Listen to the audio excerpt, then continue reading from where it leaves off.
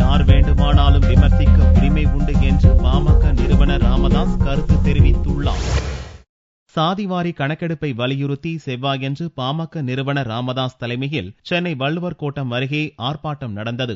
அப்போது சாதிவாரி கணக்கெடுப்பால் மட்டுமே அரசின் ஒதுக்கீடுகள் சரியான முறையில் மக்களுக்கு பங்கீட்டளிக்க முடியும் என்று ராமதாஸ் பேசினார். பின்னர் செய்தியாளர்களை சந்தித்த ராமதாசிடம் கூட்டணியில் இருந்து பாமகவும் வெளியேறும்படி சுப்பிரமணியசாமி கூறியிருப்பது குறித்து கேட்டபோது அவரின் கருத்துக்களுக்கு முக்கியத்துவம் கொடுக்க விரும்பவில்லை என்றார். பிரதமரை யார் வேண்டுமானாலும் விமர்சிக்க உரிமை உண்டு என்றும் கூறிய ராமதாஸ் பாரதிய ஜனதா கூட்டணியில் இருந்து பிரிந்து வந்துள்ள வைகோ கூறிய குற்றச்சாட்டுகளில் சிலவற்றில் தங்கள் கட்சிக்கும் உடன்பாடு உள்ளதாகவும் தெரிவித்தார்.